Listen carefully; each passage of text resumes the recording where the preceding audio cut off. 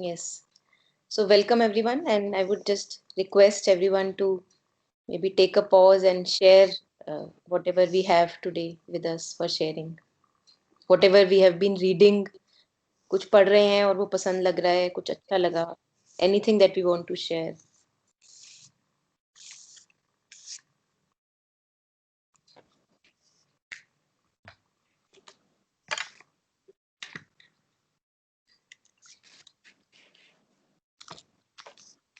Actually, I sent the message about that dwar in the crown. I mean the head. Yes, yes. Please share. Huh? That about the Aitreya Upanishad it is. Taittiriya Upanishad. Yeah, Oh, Aitreya Upanishad. Taittiriya. Okay. Yeah. Its spelling is Aitreopanishad.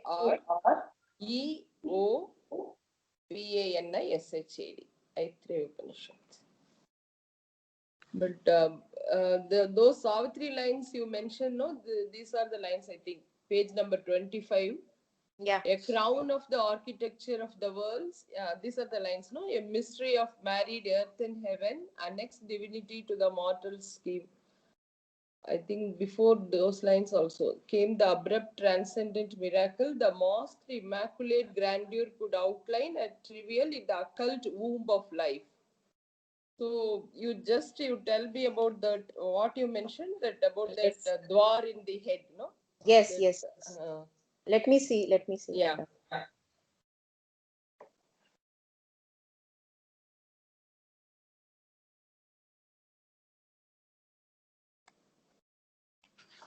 You clearly mentioned it actually.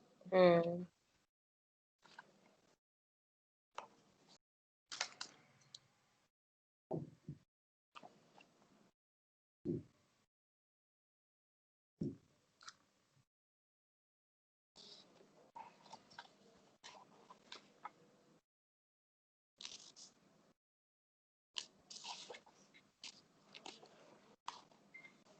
Yeah, I think I'm missing that exact line. I think it Yeah, was this must be the line actually because which. for these lines only you are explaining that page number 25, line number 116. Oh, yes, yes, Yeah, 25. yeah. Uh, all the gray inhibitions were torn off Uh, uh, uh. and broken the intellect's hard and lustrous lid. Yeah, Truth correct. unpartitioned found immense sky room. Yes, Mm. this one. Yeah, yeah. That time you mentioned about that dwar in the head, no? The Yeah, the upper. 10th door. The 10th Yeah, door. yeah. So when I was watching that, suddenly I remembered actually in Aitreya Upanishad there is a specific mention about this dwar actually. Yes, please share. Yeah. Yeah, yeah. I watched in one of the discourses by Chinmaya Mission Swamiji, but that book is there with me. Even Sherbindo also translated it literally. Actually, there is no explanation, but verse by verse he translated in English. Okay. So Okay. I will read about that Upanishad first. The Aitreya Upanishad belongs to Rig Veda, and it is concerned only with the knowledge of the self. The importance of Aitreya Upanishad can very well be gauged from the fact that the Mahavagya of Rigveda, Prajnanam Brahma, meaning consciousness is Brahman. Okay.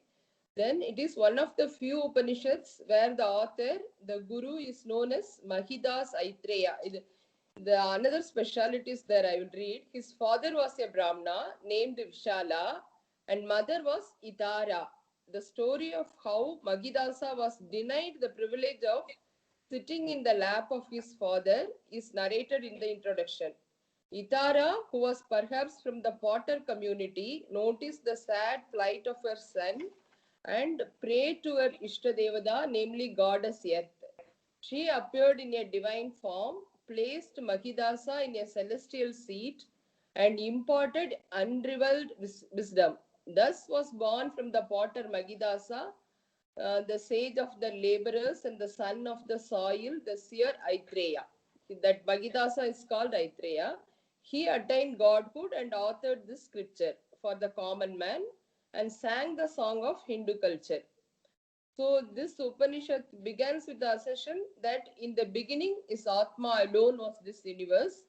And then it is explained, no, the whole of the Upanishad in a gist. From where did all this creature come?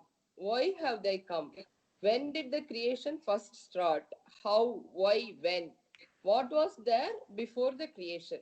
Then comes the exactly that mantra. I will tell you. I will read the mantra first. Sa एतमेव सीमानां वितार्य वितार्यै दया द्वारा प्रापत्यद सैषा विद्रुधिर्नाम त्वादास एतन्नान्धनं दस्य त्रय आवास्तात्रयः स्वप्नाः आयमावस्तो आयमावस्तो आयमावस्त इति ayamavasto iti. I am coming, he's telling actually 3 times. Meaning is, then he opened the suture, that thing, no, suture of the skull, and he entered by that door. Who is entering? That consciousness, pure consciousness. This is the door named as the vidriti or cleft. This is the place of bliss, nandana. He has 3 dwelling places and 3 conditions of sleep. This is a dwelling place, this is a dwelling place, this is a dwelling place. That 3 times he repeated, no? That is that one. So here is the explanation. Having contemplated upon the right gateway for himself to enter the kingdom of the body, because before that he created all the world and the whole Srishti was there. Even the food also was there. Only thing, he has to enter into the creation now. How to enter into the creation? So he decided that he should enter it by the crown of the physical structure, which we all know is the most sacred and the most important of all the biological parts in us. The soft portion representing almost an aperture or cleft, technically called by the physiologist now as the sagittal suture. The spelling is Sagittal. Sagittal suture is perhaps the point that has been indicated here, and you all know how important is that portion, which seems to be a point exposing life in us almost without any protection. This is seen in the case of newborn babies very vividly, where we can feel the pulse and can, with a little pressure, feel the depression. In saying this, that the Lord entered by this cleft or vidriti, we need only understand that the higher and the most sacred powers in man, consciousness or awareness, entered by the crown. Wow. Very clearly it is explained. Beautiful. Beautiful. And another thing is, it was said then that the manifestation of the faculties was in the following sequence: speech, smell, eyes, ears, skin, hair, mind, apana, capacity to swallow down solid food, and lastly came the regenerative organs and the seeds. It is only later on in the maturity of the growth of the individual that he exhibits the awareness or the consciousness in him. Jnana Shakti manifested after the expression of the Prana Shakti in the development of the biological being, and in that sense, the sequence explained here is so now no blabbering of the vulgar or the ignorant, but it becomes a scientific exposition pregnant with its delicate suggestions. The door through which consciousness, which is bliss by nature, had entered the physical structure, that cleft on the crown, is called Nandanam, meaning the place of bliss. And another thing also beautifully explained, I will finish with that actually. Page number. How that consciousness, why that place is selected, he explained, because it is an important place. No, even that ministers and other soldiers all will enter in some other places to a kingdom actually, but king cannot enter through those places. No, he can enter only through main gate. Like that, that consciousness is entered through our main door. I mean, through the crown of the head. Beautiful. This is the Upanishad. Yeah, I think. Almost gave me goosebumps. Yeah. Because that day you mentioned it very clearly, that explanation, no? So Yeah. I could recollect. Beautiful. I think Sri Aurobindo also brought this, I think, this because in Savitri he brought all the Upanishads and everything is bringing, no? So Yes. maybe, yeah. Thank you for sharing. Yeah, Yeah. it's really nice. It gave me a chance to go through it another time because after Mm, a long 2 or 3 years, I took this book actually. सो रवि जी, आप जब भी कुछ भी share करना चाहें, मैं वही बता रही थी कि चित्रा जी हिंदी समझ लेती हैं लेकिन बोल नहीं पाती हैं। तो Yeah. If you are comfortable in Hindi, हम हिंदी बाकी सब समझ लेते हैं, तो आप हिंदी भी शेयर कर सकते हैं जो भी आप अपना शेयर करना चाहें। तो जब भी आपका मन करे रवि जी, तो आप you can unmute and share whatever you want to share. आपको आवाज आ रही है? I think he got stuck. Okay. Yeah. हाँ, आपकी आवाज आ रही है फर्स्ट क्लास और सब कुछ बढ़िया है, दिख जी रहा जी, ठीक है, ठीक है, ठीक है, ओके। तो Jishnu ji, would you like to now share?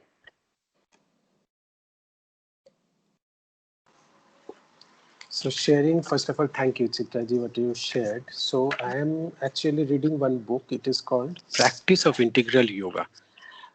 This was written by Jugal Kishore Mukherjee. He was a professor in he was the professor in knowledge. And actually, it's a vast book. It's a thin volume, not very big. I would just outline the very basics, because naturally it goes into chapter of chapter, and basically he went into the beginning, receptivity, self-surrender, grace.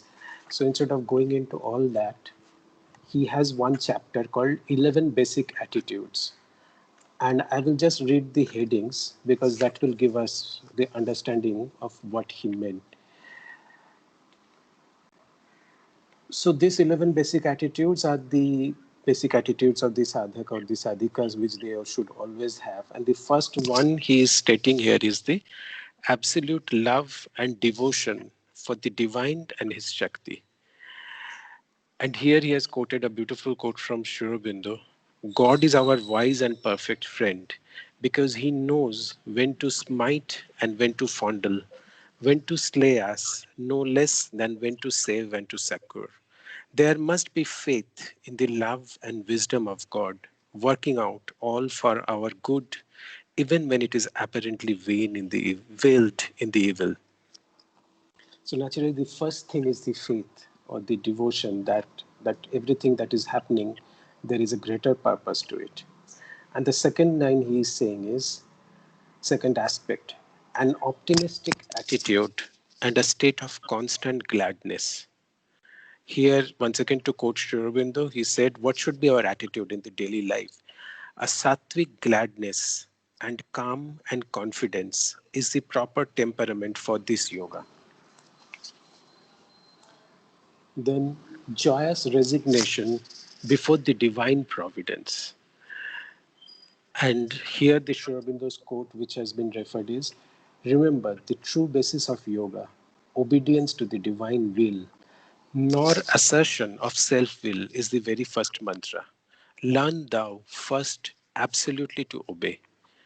So this is the third aspect or the attitude that we have to take, is to resign to the divine providence which comes before us.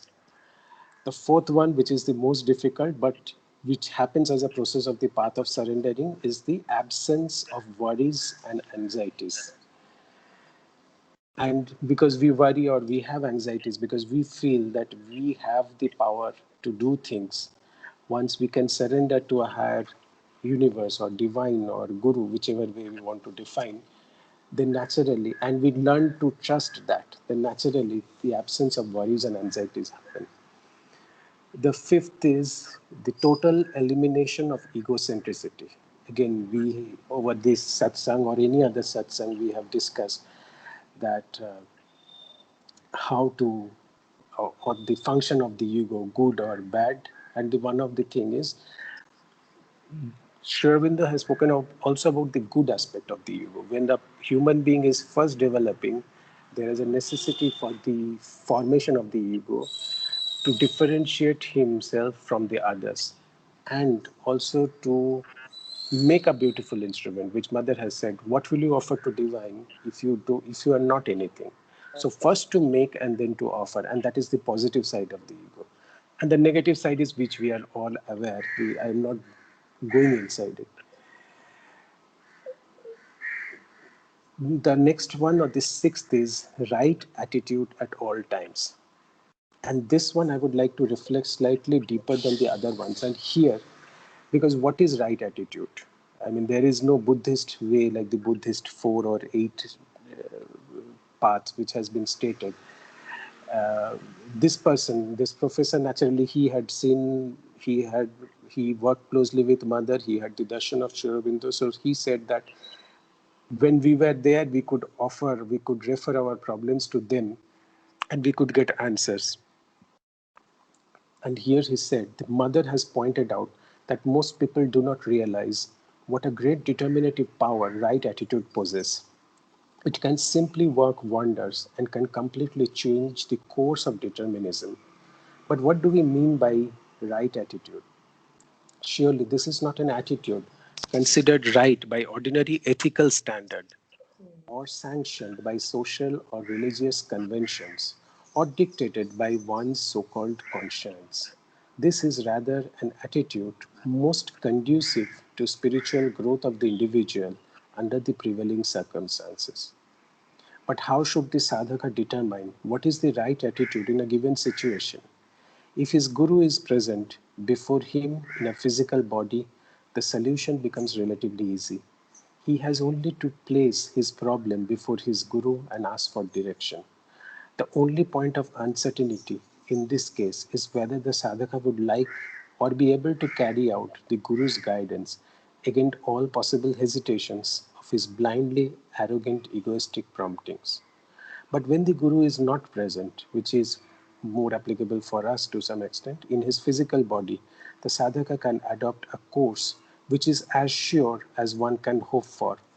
We are, of course, referring to the awakening of the psychic being and its coming to the front of the sadhaka's consciousness about its supremely beneficial results for sadhana. Sri Aurobindo says, a guidance, a governance begins from within, which exposes every movement to the light of truth, repels what is false, obscure, opposed to the divine realization.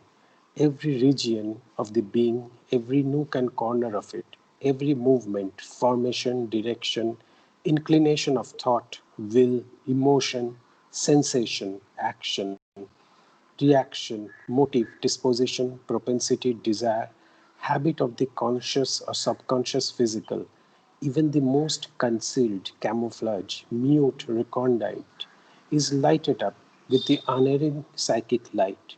Their confusions dissipated, their tangles distangled, their obscurities, deceptions, self deceptions precisely indicated and removed. From the above citation, we can easily see that under the psychic's active guidance, it becomes a child play for the sadhaka to know at every moment the nature of the right attitude he is required to adapt and effectively put into practice in the actual situation facing him. But the snag is the psychic emergence is a realization that sadhaka can hope only at a far advanced stage of his sadhana. It is beyond the accessibility of novices. And here in this first chapter, we are talking of those sadhak who have no doubt seriously and sincerely resolved to follow the path of integral yoga, but are till now only at the stage of gathering the essential requisites necessary for the successful completion of the journey. Now we have insisted above that to maintain right attitude in all possible situations of life is one of the most fundamental virtues that every sadhaka should be able to present in the preliminary stages of the spiritual undertaking. So the question comes up again, in the absence of physical presence of the guru and as yet the imperfect status of psychic awakening, how should the inexperienced sadhaka come to discern the right attitude? Fortunately for us, both Sri Aurobindo and Mother have given in their extensive writings sufficient indications as regards what attitude to keep in what particular situation. A perspicacious study of these writings will surely solve the problem for any seriously inquisitive sadhaka. However that may be, a sadhaka has to acquire this dexterity of keeping the right attitude at every moment of his daily life. So basically, he's saying trying to find out the psychic guidance. Until then, try to follow the path and go through the works of Mother Sri Aurobindo to look for the guidance here. The next, the seventh attitude that he is writing here is the courage or fearlessness. And here, of course, we all know that now even medical field, we know what fear does to our body, what fear does to our psychology. Monica ji and you have already held so many sessions on different aspects about the impact of fear on body and other things. Here, Mother Sri Aurobindo has said, one, this is from the Letters of Yoga. If you want to do yoga, you must get rid of fear. The first condition of progress in sadhana is not to fear, to have trust and keep quiet. Fear is the first thing that must be thrown away. To put fear and have to put away fear and have confidence in the divine's work is indispensable. And there are, while it is not covered here in other mothers' writings where children were asking that how to get over fear, and she has said that various ways, there are 2, 3 ways, because she said most often the fears are unfounded. She said most of the times what we fear, that doesn't happen, something else happens.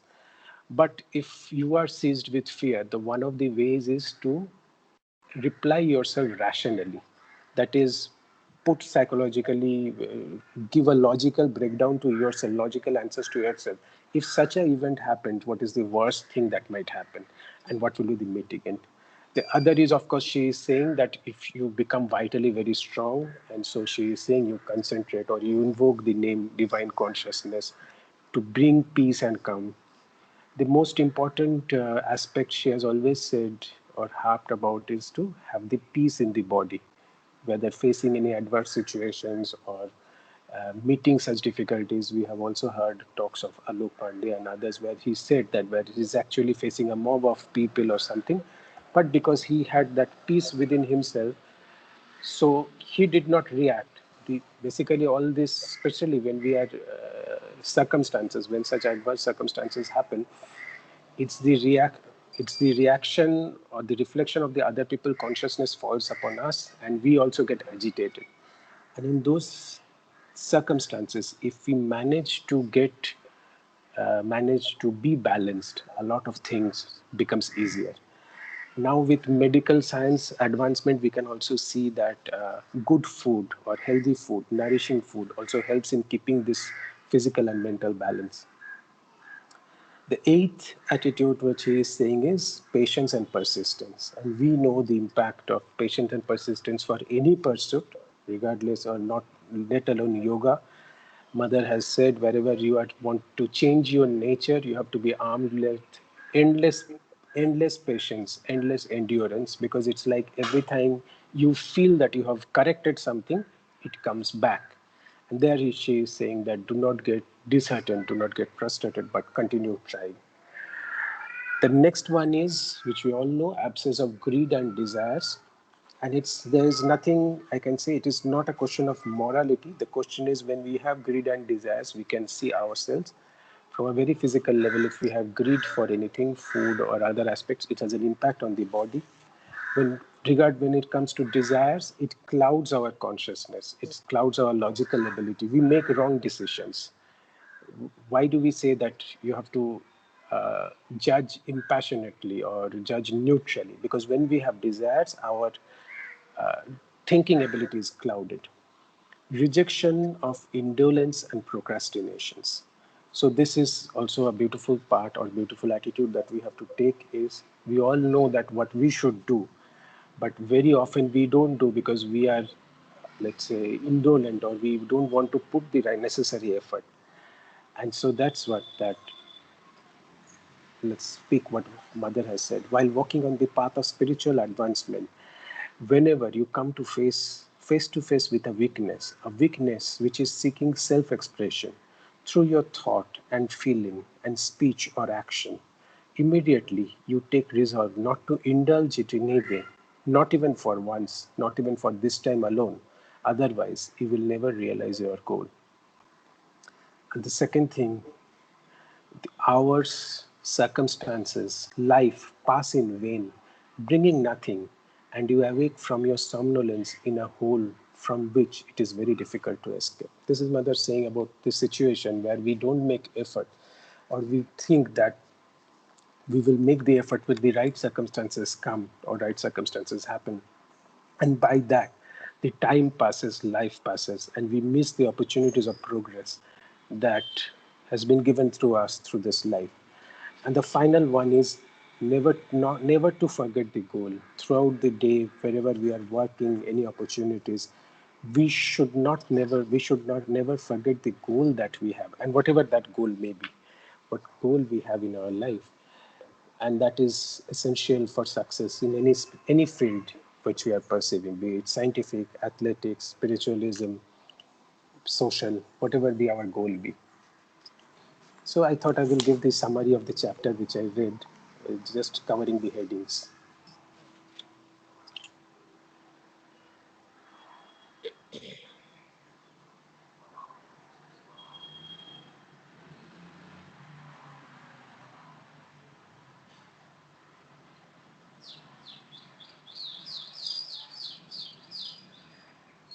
Yeah, thank you for sharing, Vishnuji. Too many important things, to kind of absorb. One thing which comes to me when you were sharing, Mother and Sri Aurobindo have said that nirvana is the first step of integral yoga. It is not the last step, as in earlier, older yogas, the traditional ones. And this is again and again more clearer and clearer. For example, the points that you were sharing, that the right attitude, the calm and peace in the vital, in the mental, in your being, and that is how we must approach the life circumstances. And I can see that without knowing myself as my true being, without knowing myself as pure consciousness, pure awareness, and having a felt experience, not even in my mental thought, having a felt experience of being stationed as the space and not the materials in the space. So that becomes so urgent and important, because I have been through phases where all what you are sharing would not have made sense to me. Because when the person is actually lost in the desire, when actually the person is lost in the mental confusion and a lot of chaos, one cannot have the right attitude. It is impossible. It is impossible. So it is impossible to have my calm in the being while vital is just puppeting me around. It is impossible.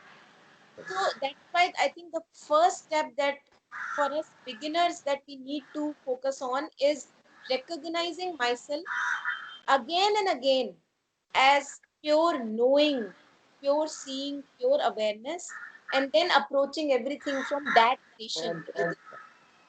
And that is why what you were sharing, Chitraji, in the beginning, that pure consciousness, pure awareness that entered through that point. So there must be a reason, and we know that, as Jishnuji was sharing, that desires, whenever they happen, they just cloud our knowing, so that pure consciousness has become so finite, like a desire, and it is not able to have the larger vision. So being a person who is desiring, I cannot have clarity in life, I cannot have a right attitude in life, and I will be doing harm to myself, which happens so many times, and to others also. So I think, again, if I go back, retrace steps, again and again in all the situation, I have to station myself yet again. Who am I in this moment? Am I the confusion? Am I the one who sees the confusion? And the moment I am there, the moment I know myself as that one, only then a calm and peace can come in the being. Otherwise, it cannot come. So I'm just sharing out of my own experiences, what the points that you shared, because I've been in the grip of that darkness, and I've also tasted, thankfully, that the calm and the poise, which is also possible even when the feelings and thoughts are going on. Yeah. Yeah. And another thing you are telling, no, nirvana is the, I mean, realizing that self is the first step in Sri Aurobindo's yoga. Yeah, of course. But after some stage, I read about, and I mean, as I understood actually from Alok Das talks, after some stage, mother used to, I mean, embrace. I feel like that everyone, whether they, I mean, even the raw thing also, because she also told the ashram is a laboratory. Yes. So, because it's my thing, no. When I mean, it's not my thing. Mother only came to me actually. I know only those traditional paths, chanting and something I know. I mean about Advaita and some principles. Little by little, after reading Sri Aurobindo and Mother only, I came to know about these things actually. This inner realization. Yeah. Little. It is a very slow process. Mine is actually Yes. very slow process. I can say. So that is also there. Yeah. But this is the basis, as you Yes. said. Yeah. Yes. And then what the points that Jishnuji was sharing, and then all those points become so not theoretical for us. Once Correct. we have tasted the darkness also, and now Mm, at times we can taste that peace and quiet too. yeah, correct. And then there is a knowing which knows this is the right attitude. Yeah, Because correct. you have also been in the dumps, Uh, we have also you have also tasted that yeah, yeah. that silence or the stillness of the being. So there is almost an innate knowing which comes that this is an okay space to be. This is an okay Yeah, space to be. yeah.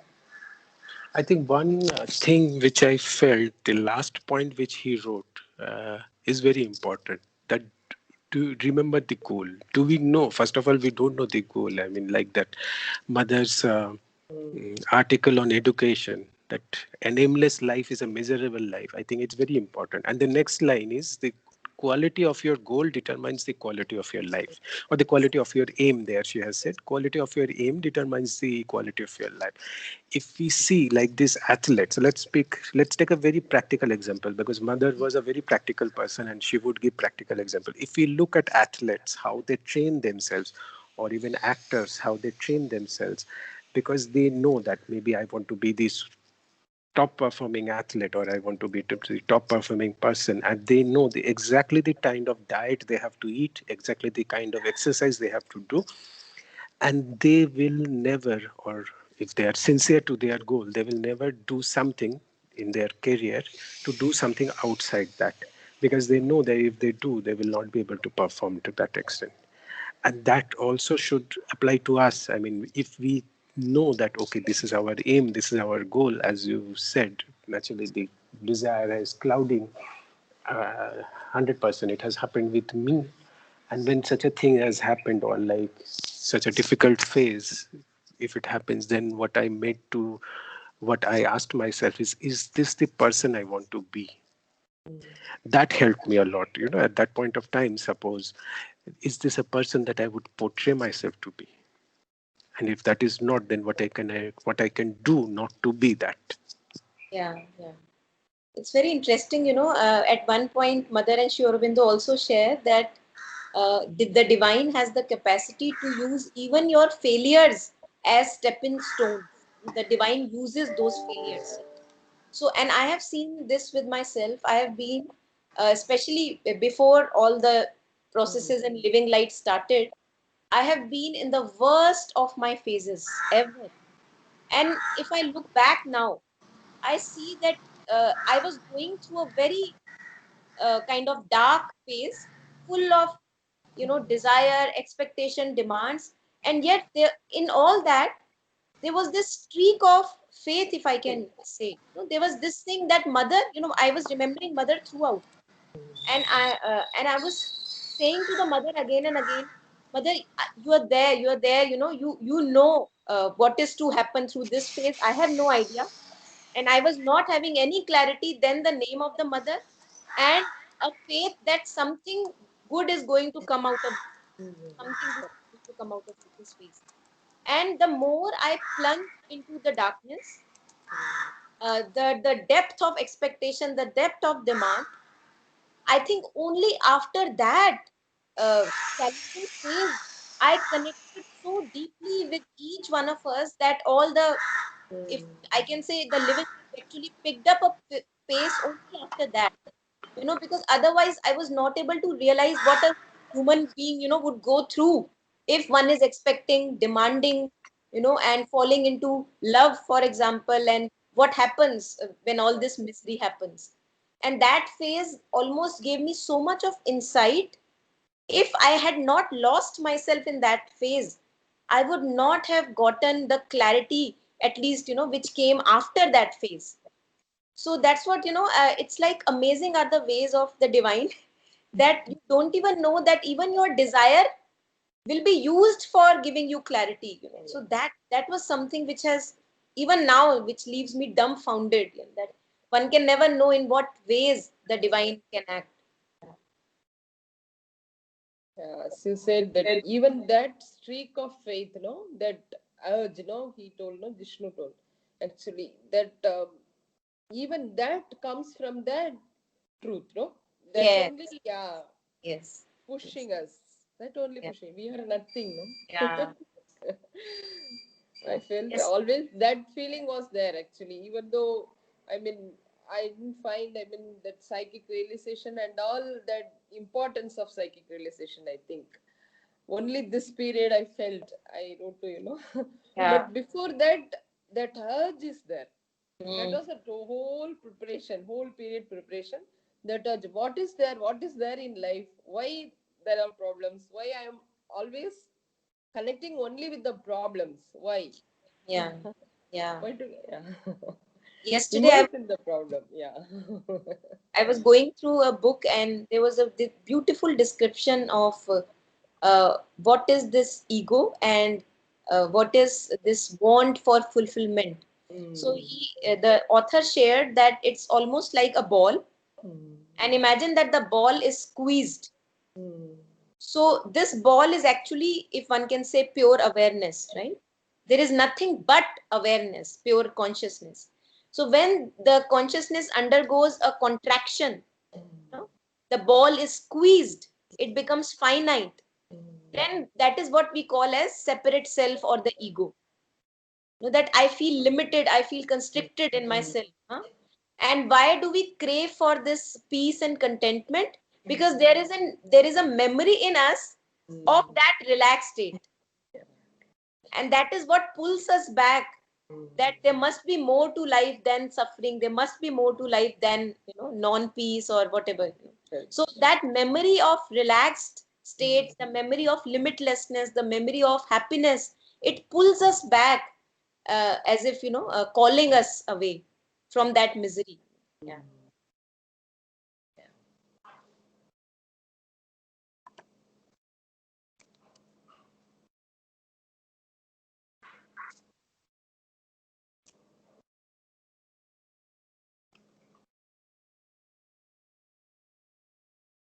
So Ravi ji and Taru, would you like to share anything?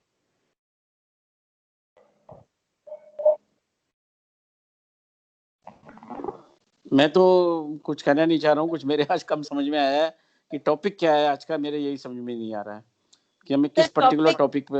हाँ हाँ, actually जो ये Friday वाला जो study circle होता है, इसमें कोई एक टॉपिक नहीं लेते हैं हम, जो भी जिसने कुछ पढ़ा है वो शेयर करना चाहता है। तो वही पहले चित्रा जी ने शेयर किया, जो हमारा कुछ सावित्री से लिंक था वो शेयर कर रही थी चित्रा जी। फिर जिष्णु जी ने अपनी जो बुक पढ़ रहे थे वो शेयर कर रहे थे। तो ऐसी यूजुअली टॉपिक नहीं रहता है फ्राइडे स्टडी सर्कल। हाँ नहीं, मेरे को आजकल पिछले 15 दिन में एक चीज जो पहले से मेरे दिमाग में थी और मैं आज शेयर करना चाहूंगा, मेरे को बड़ा अच्छा लगता है वो बताना कि तीन चीजें हैं। एक तो चैतीकरण जिसको साइकिलाइजेशन कहते हैं, और एक दूसरा स्पिरिचुअलाइजेशन, और एक तीसरा जो है सुपर मेंटलाइजेशन। तो ये बड़े कंफ्यूजन की चीजें हैं और समझने की चीजें हैं कि जैसे मैं अक्सर आपने देखा होगा कि मैं स्पिरिचुअलिज्म की बात करता हूँ, तो जब तक हमारी साइकिक बीइंग ओपन नहीं होगी, जब तक हमारा साइकिलाइजेशन नहीं होगा, तब तक हम स्पिरिचुअलिटी के मार्ग पे नहीं आएंगे। तो पहले तो साइकिलाइजेशन के मीन्स ये हैं कि ओपन टू दी मदर। जब आप मदर से की तरफ ओपन हो जाएंगे या मदर आपको अपनी अकल्ट फील्ड में ले लेंगी और आपके अंदर एक स्पार्क है जो हो जाएगा, तब आपका चैत्यीकरण जो है समझिए कि हुआ। तो फिर आपके जो नजरिया है देखने का, दिन रात फिर आप सिर्फ माँ माँ माँ कहेंगे और आपको और कोई चीज़ नजर नहीं आएगी। तो उसमें जब आपका एक स्टेबिलिटी आ जाएगी, तब उसके बाद आप फिर स्पिरिचुअल होना शुरू होंगे। स्पिरिचुअलिटी उसके बाद आती है कि वासुदेवम सर्वम इदम, या उसके बाद करुणा, दया, प्रेम, उदारता, परोपकार, ये सब चीजें आपके अंदर डेवलप होंगी। और जब ये दोनों चीजें आ जाएंगी, तब फिर हम लोग जो शुरू में जब मैं माँ से जुड़ा तो मैं अति मानसिक की बात करता था, सुपर मेंटलाइजेशन की बात करता था, तो लोगों ने बताया सर ये तो 85 साल के बाद डेवलप होने वाली चीज है, ये एक दिन में नहीं हो जाएगी अति सुपर मेंटलाइजेशन। तो ये चीज जो श्री अरविंदो का योग है, जो सुपरामेंटल का योग है, अति मानस का योग है, ये ठीक है, मगर इसको जीवन में उतारने में 85 साल या 20 साल लग सकते हैं, और इसके लिए हमें कोई हड़बड़ाहट या कोई जल्दबाजी नहीं करना चाहिए। तो यही मेरा एक कहने का था, जो मेरा अपना तजुर्बा है कि ये अद्भुत योग है श्री अरविंद का। और मैं नहीं समझता कि इसके बाद दुनिया में कोई चीज, मतलब इन माय ओपिनियन, जैसे मैंने भी बहुत अप एंड डाउन देखे हैं, कभी अगर बोलने का मौका मिलेगा तो इसके जो जितने भी और सब है, ये सब मतलब कंफ्यूज करते हैं और कुछ नहीं। मगर अगर आपने श्री अरविंदो को अगर अच्छी तरह से समझ लिया है, तो इसके बाद आपको कोई चीज अच्छी नहीं लगेगी। और प्रैक्टिकल है, ट्रू है, और कोई इसमें सब्ज बाग नहीं है, कोई किसी को कोई अंधेरे में नहीं रख रहा है। ये तो बहुत ही सिंपल सी। वैसे एक चीज मैं और क्लियर करूंगा कि लोग कहते हैं ये बड़ा टफ है, मगर मेरी निगाह में ये simplest yoga of the world है, जो पूरी विश्व का, ब्रह्मांड का। इससे आसान कोई योगा ही नहीं है। बस सिर्फ आपने मदर को सरेंडर करना है, बाकी आपका सारा बोझ जो है मदर अपने ऊपर ले लेंगी। और कभी भी आप चेक कर लीजिए, कभी भी आप फील करेंगे तो आपको हमेशा मदर साथ दिखाई देंगी, और कहीं कोई परेशानी जीवन में है नहीं। ये मेरा अपना तजुर्बा है जी। Thank you.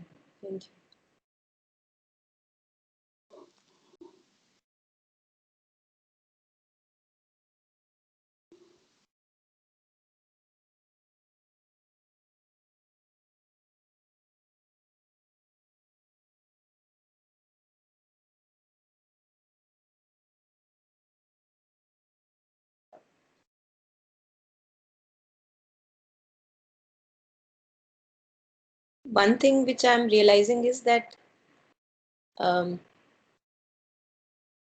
it's like on this path, one amongst many beautiful things that may happen, one thing is that you stop defending yourself, that you see your mistakes very clearly. And usually what happens in the mental vital is that you give reasoning ki haan maine sahi kiya, I did whatever I did was right, and you clearly see that whatever I did was wrong, and here is where I need to work upon it. And that's really a liberation from the past self. So, yeah. You're muted, Chitra ji. You're muted. Yeah. So, yeah, Alagda mentioned same thing. Today's talk, I think, in Vedant's prayer, he mentioned actually, once you come to mother, you will realize your backyard. So far, you will. So far, you won't give importance to that. You will hide the backyard. No, now that backyard will come to the friends. Yeah. And Alokda also shares in other talks that this the global changes, the more of evil is coming out. It is all coming out for purification. Yeah. So that backyard is coming to front so that it can get cleansed. Yeah.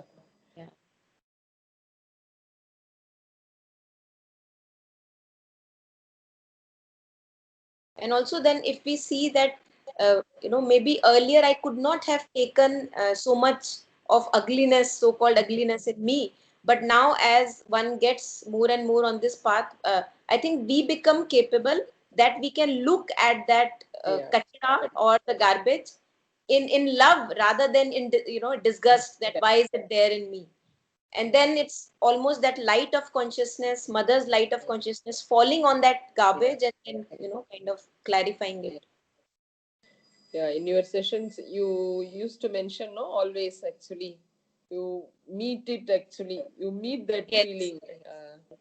So that meeting is not possible if there is no love in my being. Yeah. Yeah.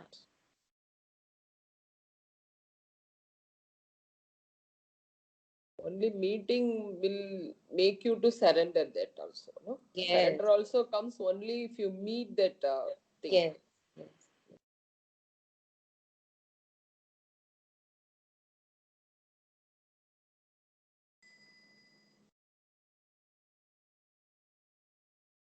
And you also see that for example, anger is coming again and again, and so far I have been the angry one, right? So that is I've been away kind of from surrender, but now I see more and more that it comes again and again, and it is not serving me well. I don't want to be there again and again.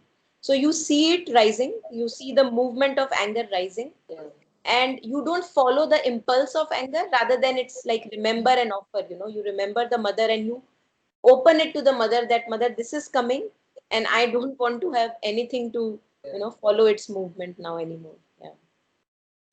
And also, Alokda mentioned very beautifully that about that in Bhagavad Gita in Purushottama Yoga, no, that roots are up. Yeah. That was, that for that he gave a very good explanation. Actually, it means actually all our qualities. It seems they are up. They are up actually. When you have anger, opposite to that, it is have a good quality there. So that is clearly explained in Gita actually. That is why the roots are up. Yeah. All our lower qualities have that corresponding good qualities in them. Beautiful, beautiful. Yeah, very beautiful explanation. The first time I heard actually, I don't know so far. Wow.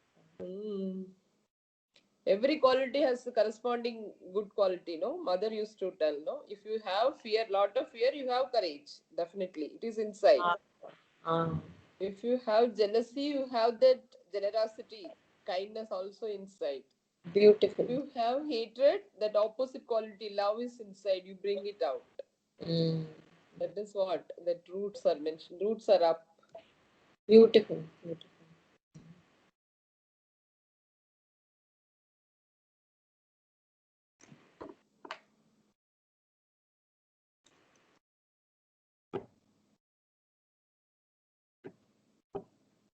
Because we see the corona, it is a very negative thing, of course. So many people, I mean, died, but we are all in satsang able to, I mean, connect with ourselves. Yeah. Yes. Yeah.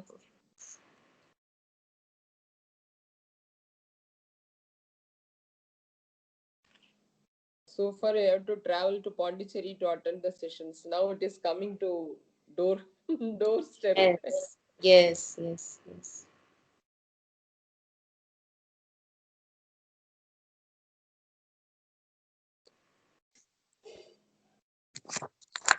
Can I go? Yes, please. Yeah, so I had read a very beautiful prayer of Sri Aurobindo, which I would like to share. It says a prayer of Sri Aurobindo. So it's like, be wide in me, O Varuna, be mighty in me, O Indra, O sun, be very bright and luminous, O moon, be full of charm and sweetness, be fierce and terrible, O Rudra. Be impetuous and swift, O Marutas. Be strong and bold, O Aryama. Be voluptuous and pleasurable, O Bhaga. Be tender and kind and loving and passionate, O Mitra. Be bright and revealing, O dawn. O night, be solemn and pregnant, O life. Be full, ready, and buoyant. O death, Lead my steps from mansion to mansion. Harmonize all these, O Brahmanaspati. Let me not be subject to these gods, O Kali. So this was like the last line kind of gave me goosebumps at first, and especially I personally have issues in identifying with gods. That's a domain that I have not traveled on much. So for him to be asking for these things, and again that reminded me of what Monica always says, like everything is allowed. So again, first of all, you're telling कि let everything in me and let it be prosperous, right? कि when it's strong and voluptuous and fierce and terrible, and yet let that not rule me. Like yesterday in the Savitri circle, we read the same thing, right? That everything was there. Like he could see so many things coming in and out. He could see because of the sensitivity, and yet he remained untouched. So, so let Yeah. me not be a subject to these gods. Okay, they will be playing in me, but I would not be their subject. So yeah. So in this, there's another three lines like by the mother. She is explaining. So Sri Aurobindo makes Kali the great liberating power who ardently impels you towards progress and leaves no ties within you which would hinder you from progressing. Yeah, that's it. Beautiful. What's the name of this poem that you read, Tarun? Monica ji, you had given me this All India magazine of July 2019. हाँ, So I stumbled on it. तो इसके ऊपर बस लिखा हुआ है A Prayer of Sri Aurobindo. A Prayer of Or, Shri. and plus, yeah, see, Yeah. I'll send you a snapshot. I don't know how to take. Can I take a snapshot through Skype also? Like, No, you can take it on your phone and then send it through Skype. That is a yeah. possibility. Yeah. And how do I send it? Just So remind me. Take when you take snaps. a picture from the camera, Yeah. you have possibilities to send it via Facebook or Instagram. In those possibilities, Skype will also Okay. Okay. Got it. Got it.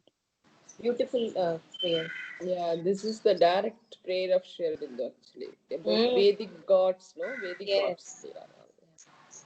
Very The nice. last As line she was said, truly yeah, amazing. as she said, actually, you are all the children. I mean, our generation is actually Yes, next yes. generation. No, you are all connected directly to with the Supreme. Ah, There are no gods in between for you. yes, yes, yes, yes. That is why her feeling is true. I can't Yeah, connect with God. She told no. Her feeling yeah. is true. Yeah.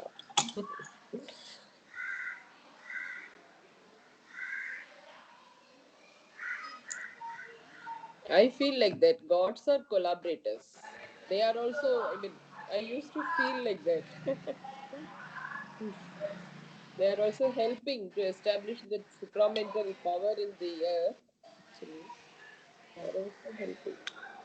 So Chitraji, you seemed really familiar with this prayer, na? Like I could see it Yeah, from yeah. your expression. Can you explain it to me a bit? Like what is like Varuna is a god of who, and what does it mean? Be wide in me. Yeah, Varuna is vastness actually. Okay. It's the god Yeah, of water, those no? days, yeah, The god those of days, water. I mean, water, Neptune. What yeah. is Neptune in Western mythology? Varuna in India. Okay. Mm. Vastness. Vast. Vast. Vastness, no? So, Okay. yeah, so in mythology, Varun or Neptune determines vastness. So Mm. he is saying here, we vast like the sea, or we, Varuna, we vast in me. Vast. Mitra is love. And he Mitra is used here love. all the Vedic, yeah. Yeah. He here used all the Vedic imagery. I mean, these gods lost, if we read the Indian mythologies or Indian scriptures, these are all Vedic gods who lost. I mean, that's why we have not heard of Mitra in our modern gods and goddesses, right? Uh, And also in the initial stages, no, when sadhana was in a very serious mode, actually before World War, before children entered into ashram, those times mother used to invoke all these Vedic gods into the body of the sadhaks actually. Ah, I think Amrita is Mitra, Varuna is Nalini Gandhi Gupta, vastness. So like that, all the god and goddess, I mean, they all entered into the sadhaks. I mean, literally, wow, wow. to help the sadhana to. That's why we are all here now. Mm. They are all done. They all laid the road for us. So Varuna is vastness, Mitra Yeah, is love. love. Yeah. Then Bhaga and Aryaman, I will see later. I Bhaga and think Aryaman was Indraji, the like mighty in me, oh Indra. Indra is yeah, supposed yeah. to be the god of rain, right? God of yeah. It is god of rain, but Sri Aurobindo, see, god no of rain means Indra is mind. No, he is the divine yes, mind actually. yes. It's the Sri Illuminati. Aurobindo is saying the illumined mind or the over mind. yeah. Yeah. To give in perspective, what Sri Aurobindo is saying is what we are seeing in the current creation. The highest form of that is Indra. To speak to give an example, suppose the best form of art, the best form of technology, what we are seeing in today is Indra, or the manifestations of the Indra. Okay. See, rain is, why is rain? Rain brings nourishment to the soil. Oh, light of illumined mind. Yeah, Indra.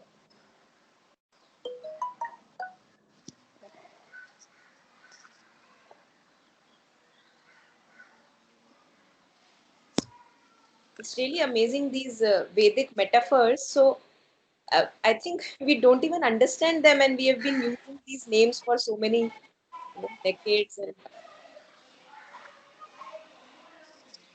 No, we don't, and that's why Sri Aurobindo said that we have been continuing to use these symbols without understanding their significance. Yeah. yeah, And especially if we read his historical writings, we will see how some things were relevant at the time of Vedic age, and they changed their significance as well as Yeah. meaning in post-Vedic age. And he is saying this is natural because at that part of the evolution where we were, fire was the most important thing, and the forces of nature, we were directly interacting with it. But as human beings evolved, they gained mastery over forces of nature, and they became, I won't say secondary, but some of the other aspects like mind over mind, through which you control, those gained more prominence, or those gods gained more prominence. Ultimately, symbol. yeah.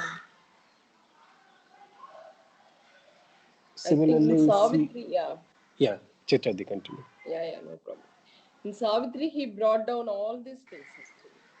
Mm. Almost Upanishads, Vedic gods. In page number 705, it is there about Mitra and Varuna.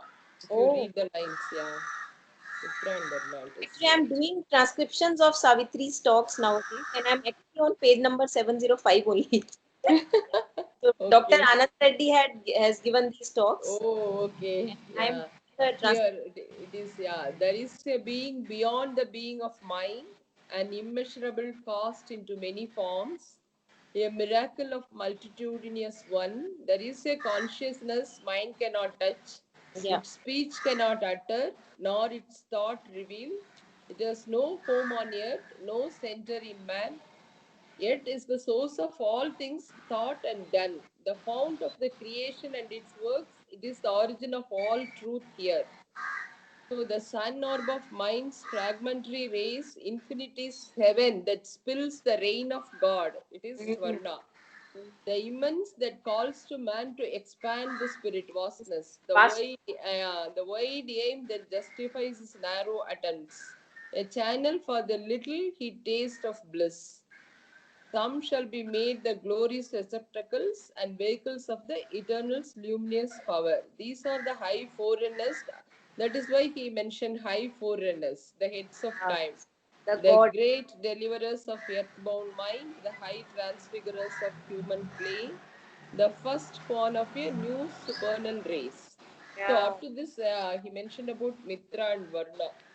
If you can, if Taru, if you are interested in this Vedic symbolism, you can watch that Vladimir, his talks actually. Yeah.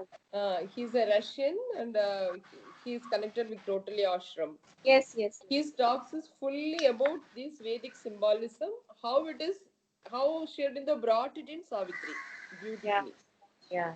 It is there actually. I think that that the person that you are referring, he's also. I think he also gives an online course from Gnostic Center in Vedas. Oh, okay. Yes, yes, he is doing Okay. that. Yes. Oh, okay. Only thing in Savitri is you will not find any direct Indian names. He has nowhere used or very few. I think Apsara is one of the term I remember which he used. Otherwise, because he felt that it should be global and he used the concepts but he never used the terms. Oh, okay, okay. If you Yeah. see, he has directly not named none. Yeah. Yeah. Other than Narad and some of the terms, very, very basic, which he had to use, he has only used the concept. He Mm, has not used any term. Correct. I think that would also be to make it more open to global Yes, yes. scenario.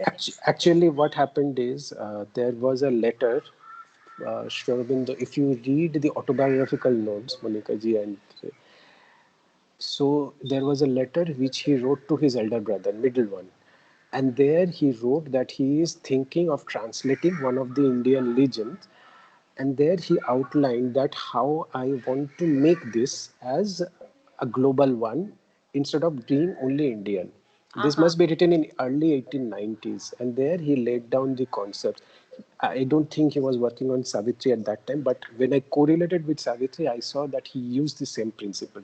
So he said you have to invent some of the words to translate the Indian sentiments into that, which he has done. He said you will have to reduce the use of Sanskrit words to make it more global. Similarly, you have to use the symbol or imagery which everybody can relate to. So that's why he used the entire concept, Vedic, Upanishadic, what we have discussing. There is a beautiful little book by M.P. Pandit, the Sadhana in Savitri. And there, what he has done is he has picked up any of these concepts. Suppose the concept of Agni, concept of psychic being, concept of meditation, let's say, and which lines in Savitri correlate to that. Oh, okay. Beautiful. Yeah. Oh, nice. How many things I it is automatically revealed, no? Yeah. Yeah, beautiful. So I think if not anything else, we can. Yeah.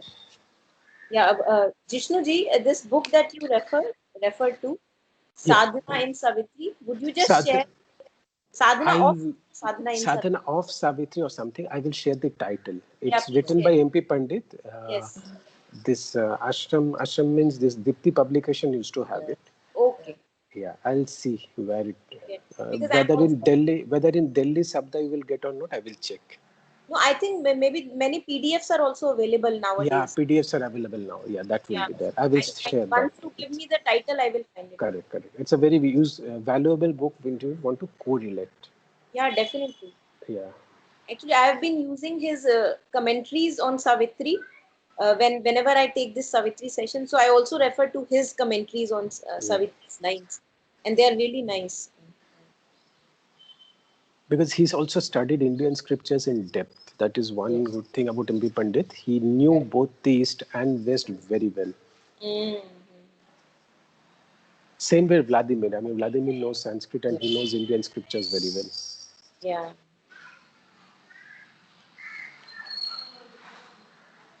Great. Then thank you everyone for joining. Thank you. Thank Thank you. Bye bye. you. Bye. Bye, Monica.